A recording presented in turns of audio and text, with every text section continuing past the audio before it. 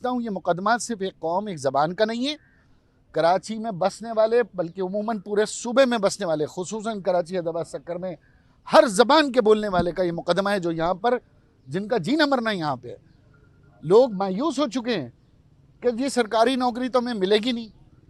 तो आज हमने ये वजह बताई है सरकारी नौकरी क्यों नहीं मिलेगी। सरकारी नौकरी मिलेगी। सरकारी नौकरी हुकूमत सिंध की जागीर नहीं है। सरकारी नौकरी हमारे नौजवानों का हक है।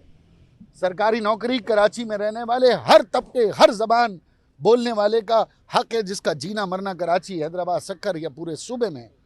तो मैं समझता हूँ कि इसमें सिंध हुकूमत ने जो आज तैयारी की वो बड़ी ही भौंडी किस्म की तैयारी थी, लेकिन बहरहाल इसका जवाब फिर इंशाल्लाह अगली हियरिंग में दूंगा। के अंदर मतलकुल अनानियत, अकरबा परवरी, लाइकिंग डिसलाइकिंग, फेवरेटिज्म और जो मेरिट की धज्जियाँ उड़ रही हैं उसका खात्मा होगा।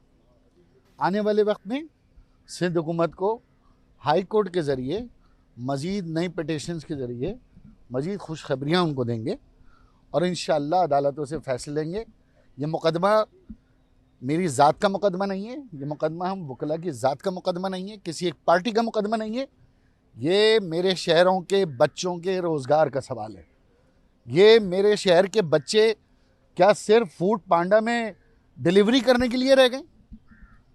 सिंध सेक्रेटेरिएट हो, पुलिस स्टेशन हो, बोर्ड ऑफ रेवेन्यू हो, मतलब सिंध में मौजूद सारी कौमियतें, उनका कोई नुमाइंदा हक नहीं रखता कि वो असिस्टेंट कमिश्नर बने, वो डिप्टी कमिश्नर बने, वो 1-2 ग्रेड में नायब कासिद बने, या वो 7 या 11 ग्रेड में भर्ती हो।